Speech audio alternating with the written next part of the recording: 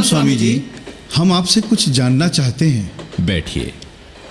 क्या जानना चाहते हैं, पूछिए। स्वामी जी, मुक्ति क्या है?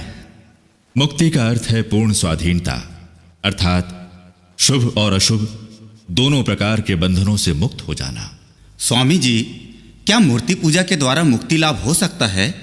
मूर्ति पूजा से सीधे सीधे साक्षात मुक्ति की प्राप्ति नहीं हो सकती, लेकिन मुक्ति प्राप्ति में मूर्ति पूजा सहायक है। क्या जीव सेवा मात्र से मुक्ति संभव है महाराज जी? प्रत्यक्ष रूप से तो नहीं, अप्रत्यक्ष रूप से जीव सेवा द्वारा आत्मशुद्धि होती है और आत्मशुद्धि द्वारा मुक्ति संभव है।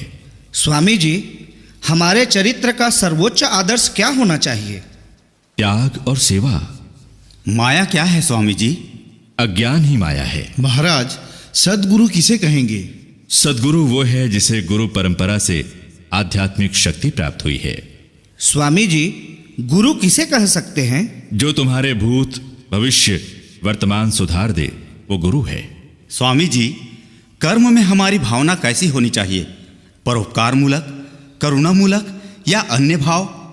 करुणाजन्य परोपकार उत्तम है, परंतु शिव ज्ञान से जीव की सेवा उससे श्रेष्ठ है।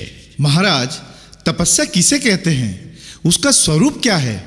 तपस्या त्रिविध है, शरीर, वाणी और मन की। प्रथम लोक सेवा, द्वितीय सत्यवचन और तृतीय है मन की एकाग्रता। महाराज, क्या वैराग्य के साथ ही आनंद लाभ होता है? वैराग्य का प्रथम चरण बड़ा कष्टदायक होता है। जब वो पक्का हो जाता है तब अतिशय आनंद लाभ होता है। स्वामी जी, प्रार्थना का क्या महत्व है? भीतर की सोई हुई शक्ति प्रार्थना द्वारा जाग उठती है। यदि प्रार्थना सच्चे दिल से की जाए तो सभी इच्छाएं पूरी हो सकती हैं। स्वामी जी, आज आपके द्वारा हमारे बहुत से संशयों का समाधान हुआ। प्रणाम स्वामी जी, आज्ञा दीजिए महाराज।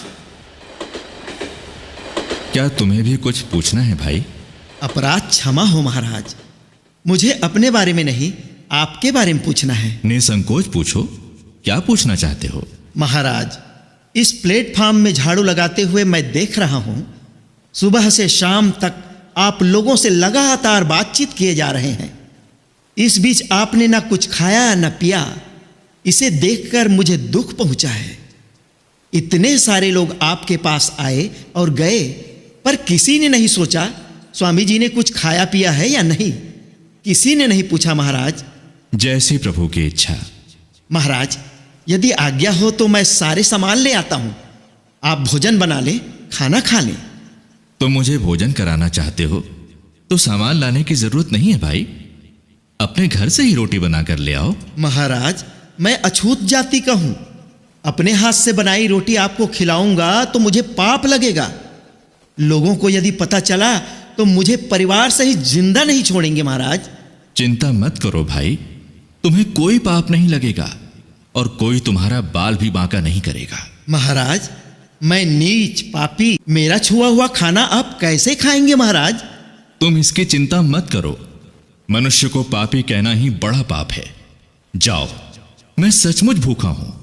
अपने हाथ से बनाई रोटी खिलाकर मुझे तृप्त करो, तुम्हारा कल्याण होगा। जाओ। जैसी आज्ञा महाराज, मैं आपके लिए हर मुसीबत सहने के लिए तैयार हूं। मैं जल्दी खाना लेकर आता हूं। धन्य है, इस दीन दलित भाई में कितनी श्रद्धा है, कितनी दयालुता है। बाहर से दीन, दरिद्र और अस्पृश्य होकर भी भीतर से कितना महान है।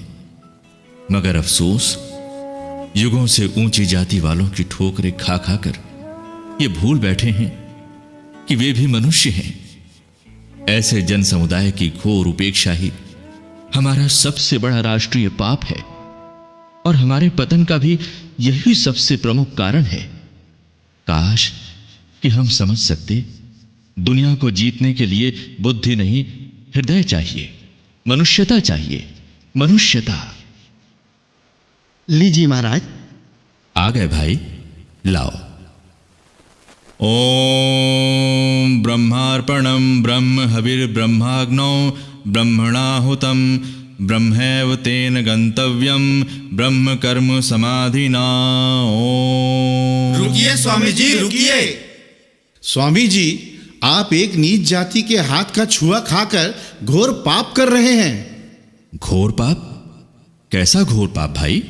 आप शायद नहीं जानते स्वामी जी, ये अछूत है, नीच है, पापी है। आपकी नजर में हो सकता है, मेरी नजर में तो ये एक मनुष्य है, सच्चा मनुष्य। किसने कहा आपको ये पापी है, अछूत है, नीच है? हमारे पुरखे मानते आ रहे हैं, हमारे धर्मशास्त्र कहते आ रहे हैं। कैसे पुरखे? कौन से धर्मशास्त्र? आश्चर्य है स्वामी जी, आप ऐसा कह रहे हैं। क्यों रे नीच, पापी, तूने इतनी हिम्मत कैसे की? स्वामी जी को खाना खिलाकर उनका धर्म भ्रष्ट कर रहा है। जानता है तूने कितना बड़ा पाप किया है? ऐ महाशय, गालियां मत दीजिए इसे। क्या भूखे को खाना खिलाना पाप है?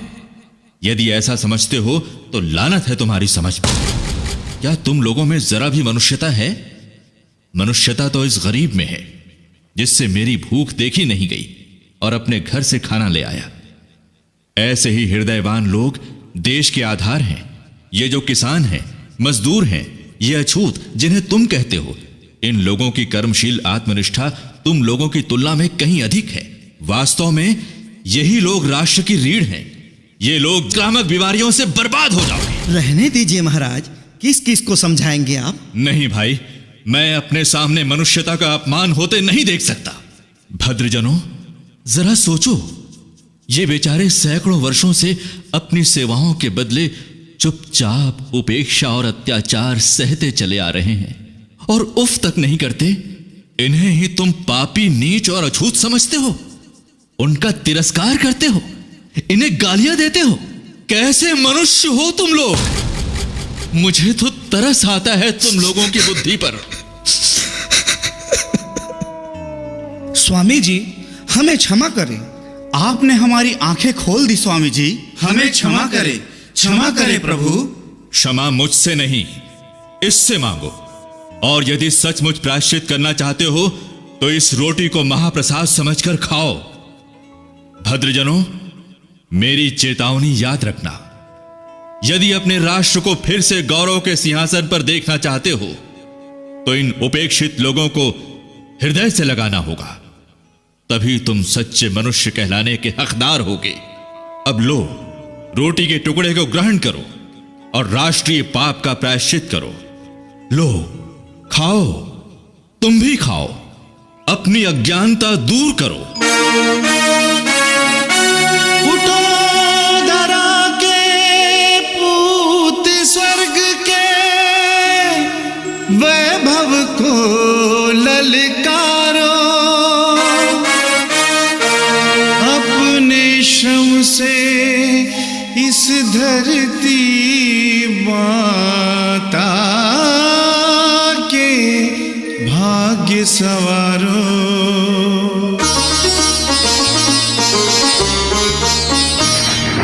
जागो भारतवासी, जागो जागो भारतवासी, जागो। मानव कितना महान सुनो, मानव कितना महान सुनो। एक ब्रह्म का वास सभी में, वेदों का आह्वान सुनो। ऊंच नीच की तोड़ दीवारें, नव भारत निर्माण करो। दीन दुखी को गले लगा कर मानव का कल्याण करो। मानव तुम मानव से मिलकर, मानव तुम मानव से मिलकर प्रेम गीत के भाव भरो।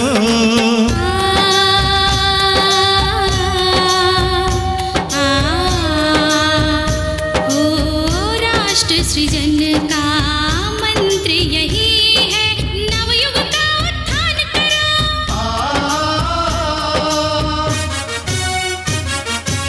स्वामी विवेकानंद राजस्थान और गुजरात के विभिन्न नगरों का भ्रमण करते हुए मुंबई पहुंचे। वहां से मैसूर, कोचीन, त्रिवेंद्रम होते हुए भारत के अंतिम छोर पर स्थित कन्याकुमारी जा पहुंचे। आंखों के सामने हाहाकार करता हुआ क्षुब्ध सागर था, तो दूसरी ओर उनके भीतर पराधीन भारत की दुर्दशा को लेकर हाहाकार मचा हुआ था। दुर्भिक्ष, दुख, दैन्य, रोग, शोक ग्रस्त भारत, दास्ता और अज्ञानता के अंधकार में डूबा हुआ भारत। अपनी मातृभूमि की वर्तमान दशा को सोचते उनकी आंखों में आंसू भर आए। मेरे गुरुदेव भगवान श्री राम कृष्ण कहा करते थे, भूखे पेट धर्म नहीं होता, भूखे व्यक्ति को धर्मोपदेश देना मूर्खता मात्र है। अब वक्त आ गया है संकल्प लेने का। विस्तीर्ण महासागर को लांघ मैं पाश्चात्य देश जाऊंगा। वहां अपने मस्तिष्क के बल पर अर्थोपार्जन करके स्वदेश लौटूंगा और शेष जीवन अपनी मातृभूमि की सेवा में लगा दूंगा, अन्यथा इसी चेष्टा में प्राण त्याग दूंगा। इसी बीच स्वामी जी के मानस पटल पर यह चित्र उभरा। श्री रामकृष्ण देव समुद्र तट से महासागर के ऊपर पैदल चले जा रहे हैं और उन्हें पीछे पीछे आने के लिए हाथ से इशारा कर रहे हैं। अपने गुरुदेव की सूक्ष्म प्रेरणा से स्वामी जी शिकागो की धर्म महासभा में शामिल होने के लिए जुलाई 1893 को अमेरिका के लिए रवाना हुए। सितंबर सन 1893 को उस अपूर्व अंतर्राष्ट्रीय धर्म महासभा का उद्घाटन हुआ। यही वो ऐतिहासिक उद्घाटन था जो स्वामी जी की अनंत आत्मिक ज्ञान शक्ति के विस्फोट का साक्षी बना। ऐसा अद्भुत विस्फोट जिससे धरती झुलसती नहीं, धन्य होती है।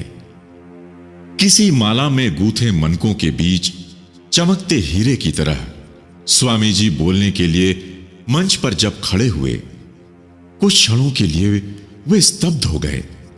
उन्हें सूझा ही नहीं क्या बोलें। उन्होंने अपने गुरुदेव को मन ही मन याद किया। गुरु की अंतर्ध्वनि हुई, नरेन, तू बोल सकता है रे, तू बोल।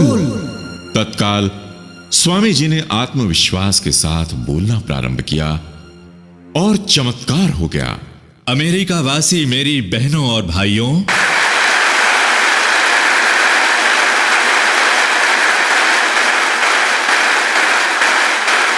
आपने जिस सौहार्द और स्नेह के साथ हम लोगों का स्वागत किया है, उसके प्रति आभार प्रकट करने के लिए मेरा हृदय आनंद से छलक रहा है। संसार में सर्वाधिक प्राचीन सन्यासियों की परंपरा की ओर से, समस्त धर्मों की जननी की ओर से तथा सभी संप्रदायों और मतों के कोटि कोटि हिंदुओं की ओर से मैं आप सबका अभिनंदन करता हूं, धन्यवाद देता हूं। हम लोग सभी धर्मों के प्रति सहिष्णुता में विश्वास रखते हैं, सभी धर्मों को सच्चा मानकर स्वीकार करते हैं। जैसे विभिन्न नदियां भिन्न भिन्न स्रोतों से निकलकर अंततः समुद्र में ही मिलती हैं, वैसे ही भिन्न भिन्न संप्रदाय वाले लोग अलग अलग रास्ते से जाकर अंततः परमात्मा से ही मिलते हैं। यह विश्व धर्म सभा अब तक आयोजित सर्वश्रेष्ठ सम्मेलनों में से एक है।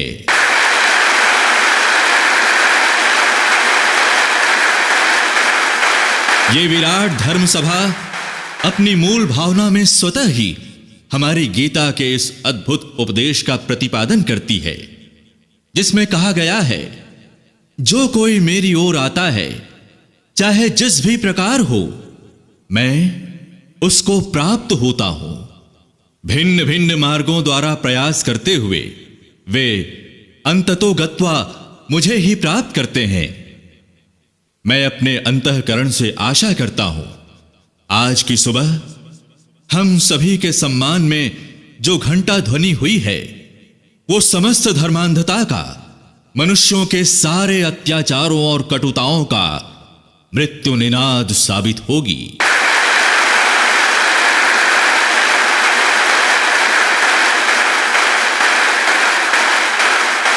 स्वामी जी के पहले ही दिन के व्याख्यान ने उन्हें विश्व प्रसिद्ध बना दिया। वे बौद्धिक जगत और धर्म जगत में पूरी तरह छा गए। शिकागो के कोने कोने में उनके तेजस्वी चित्र लग गए। धर्म सभा में उनकी व्याख्यान श्रृंखला के बाद विभिन्न नगरों से, बड़ी बड़ी संस्थाओं से और विश्वविद्यालयों से व्याख्यान के लिए उन्हें आमंत्रण मिलने लगे। बड़े बड़े दार्शनिक और वैज्ञानिक उनके व्याख्यानों को विद्यार्थियों की तरह सुनने लगे। प्रमुख समाचार पत्रों में उनकी प्रशस्तियों की झड़ी लग गई। धन कुबेरों की अट्टालिकाएं स्वामी जी के स्वागत में न्यौछावर होने लगीं। पर इतना यश, इतनी प्रसिद्धि, इतने मान सम्मान और अद्भुत उपलब्धियों के बाद भी वे अपने देश और देशवासियों को एक क्षण भी नहीं भूले। उनकी दशा सुधारने के लिए पत्रों द्वारा अपने गुरु भाइयों और भक्तों को प्रेरित करते रहे, संदेश भेजते रहे, कार्य करने की दिशा बताते रहे।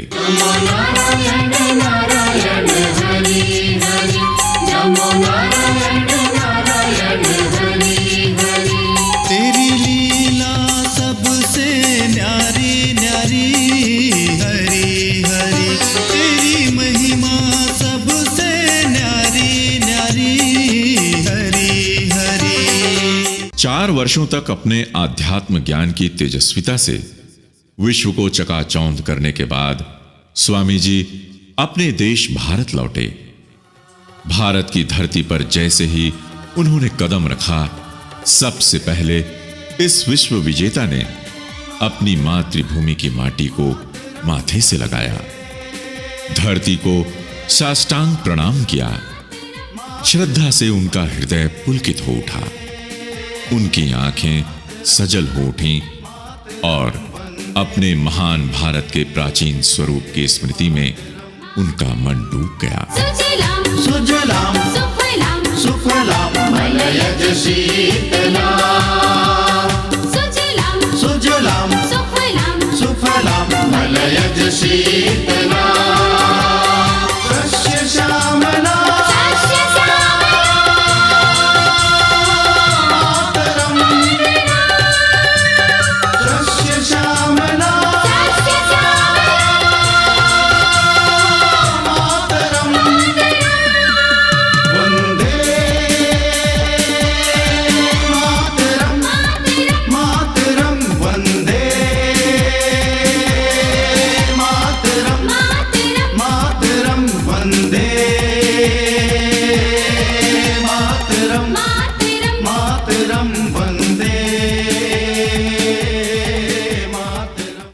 भारत लौटने के बाद स्वामी जी के चिंतन का एकमात्र लक्ष्य था जन जागरण। कोलंबो से लेकर कश्मीर तक जगह जगह अपने ओजस्वी भाषणों के द्वारा उन्होंने देश के युवाओं का आह्वान किया, देशवासियों की चेतना को झकझोरा, उनमें साहस, संकल्प और स्वाभिमान का संचार किया। देश के लिए समर्पित सेवा, त्याग और बलिदान की प्रेरणा दी और हर राष्ट्रभक्त के दिल में देश की मुक्ति के लिए सर्वस्व निछावर करने का जज्बा पैदा कर दिया। ये वो रूहानी जज्बा था जिसने आगे जाकर पूरे देश में खलबली मचा दी।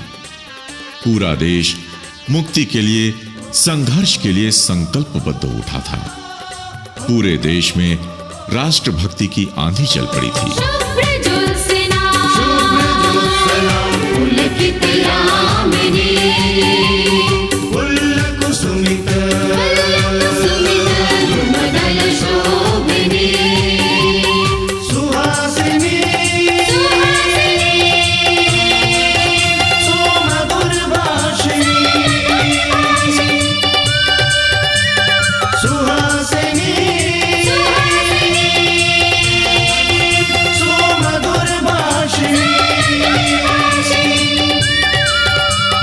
सुखदाम वो जज्बा है जिसके कारगर नतीजों की गवाही तात्कालीन इतिहास का हर पन्ना देता है। गांधी जी, नेहरू जी, नेताजी सुभाष चंद्र बोस, महर्षि अरविंद, तिलक, टैगोर जैसे कई शीर्षस्थ देशभक्तों ने एक स्वर से माना है कि स्वामी जी ही भारतीय स्वाधीनता आंदोलन के प्रथम और प्रमुख प्रेरणा स्रोत थे। अनगिनत शहीदों की शहादत के पीछे स्वामी जी की ही आकुल प्रेरणा और पुकार थी। उनके उत्तिष्ठत जागृत प्राप्य वरान्य बोधक के अमर उद्घोष ने निर्भीक भारत को जन्म दिया। हर नौजवान के कंठ से मेरा रंग दे बसंती चोला के गीत फूटने लगे थे। मेरा रंग दे बसंती चोला, मेरा रंग दे, ओ मेरा रंग दे बसंती चोला, वे रंग दे बसंती चोला, माए रंग दे बसंती चोला। मेरा रंग दे बसंती चोला, माए रंग दे, मेरा रंग दे बसंती चोला, माए रंग दे। मेरा रंग दे, मेरा रंग दे, ओ मेरा रंग दे, मेरा रंग दे।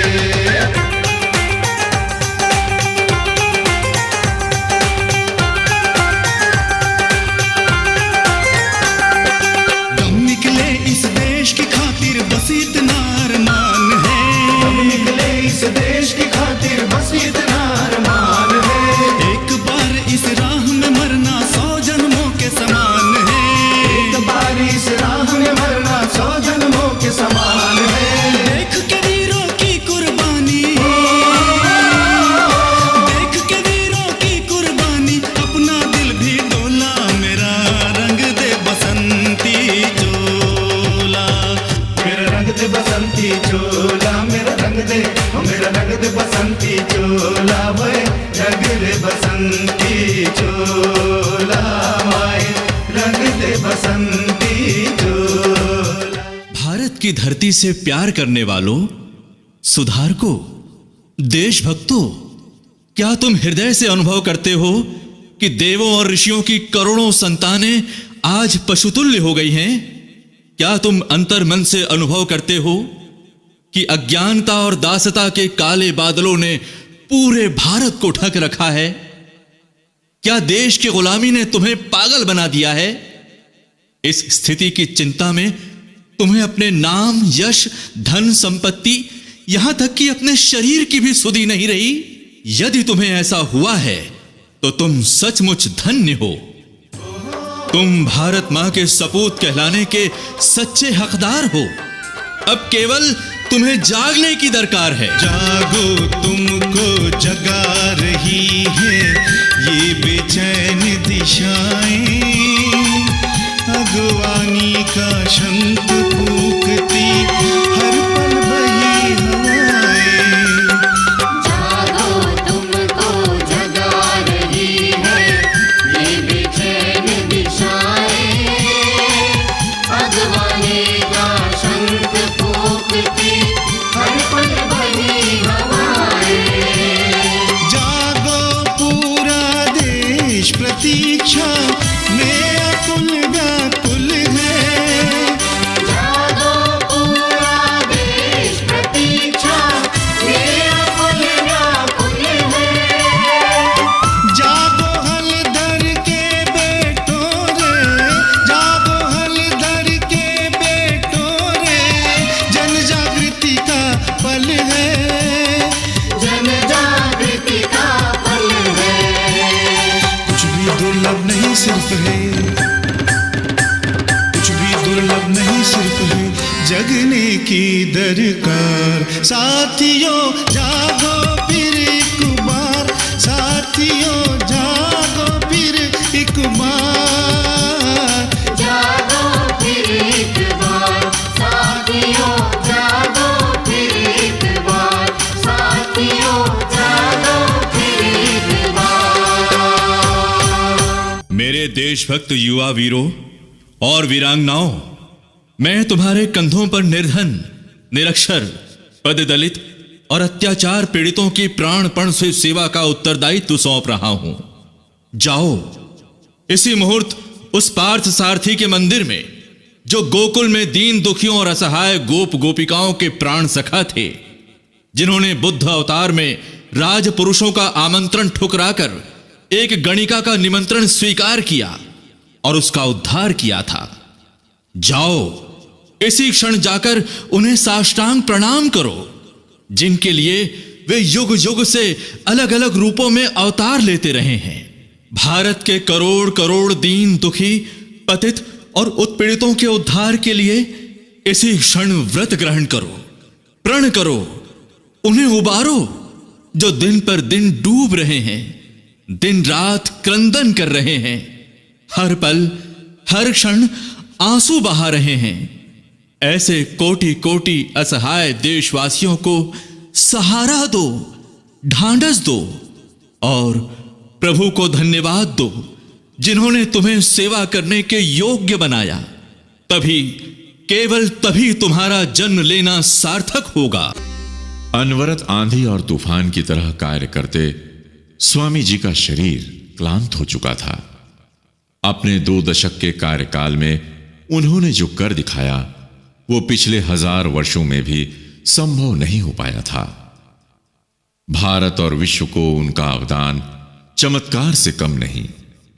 एक रात अपने कमरे के गवाक्ष से दूर क्षितिज को निहारते हुए उन्होंने कहा था, यदि कोई दूसरा विवेकानंद होता तो वो जान पाता गुरुदेव की कृपा से इस विवेकानंद ने क्या किया है।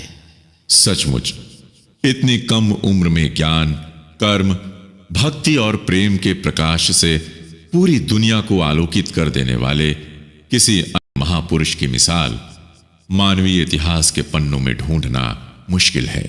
त्रिकालदर्शी स्वामी विवेकानंद अपनी जीवन संवरण का समय जान चुके थे। उनके महान गुरु परमहंस रामकृष्ण देव ने भी उन्हें इस बात के स्पष्ट संकेत दे दिए थे। भगवान अमरनाथ से मिले इच्छा मृत्यु के वरदान के अनुसार स्वामी जी ने समय और तिथि का निर्धारण पहले ही कर रखा था।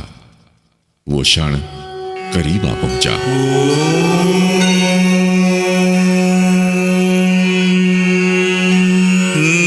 नमामि शमीशान निर्वाण रूपम विभुं व्यापकं ब्रह्मवेद स्वरूपं निजं निर्गुणं निर्विकल्पं निरीहं निराकार मोंकार मूलं तुरीयम्। 4 जुलाई सन 1902 रात्रि 9 बजे प्रेम की प्रतिमूर्ति स्वामी विवेकानंद की महान आत्मा पार्थिव काया की कारा से मुक्त होकर अनंत धाम में विलीन हो गई। तब उनकी उम्र थी मात्र 39 वर्ष 5 माह 22 दिन। दिन था शुक्रवार। शुक्रवार के ही दिन करुणावतार भगवान बुद्ध ने महाप्रयाण किया था। शुक्रवार के ही दिन प्रभु ईसा को सलीब पर चढ़ाया गया था। सत्य और अहिंसा के देवदूत महात्मा गांधी की शहादत का दिन भी शुक्रवार ही था। इसे संयोग कहें या विधाता का विधान, 20वीं सदी के हमारे महानायक स्वामी विवेकानंद ने भी अपने महाप्रयाण के लिए शुक्रवार का ही दिन चुना।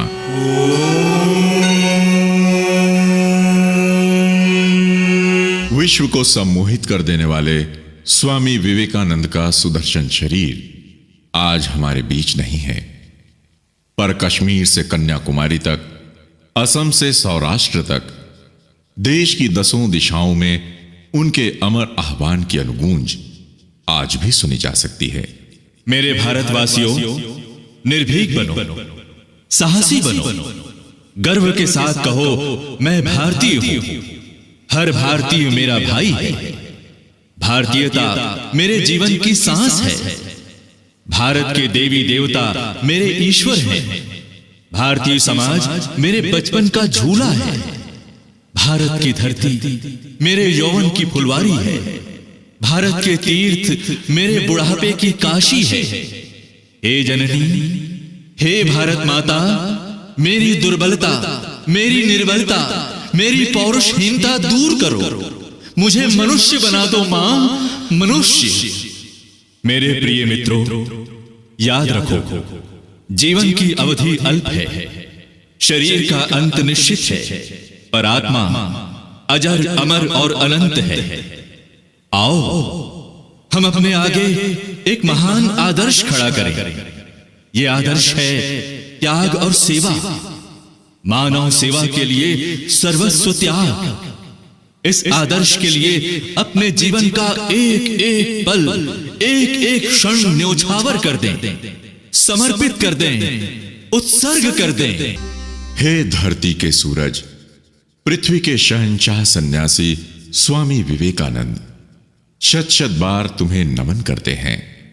शत शत बार नमन करते हैं भारत की पवित्र धरती को, जहां तुमने जन्म लिया।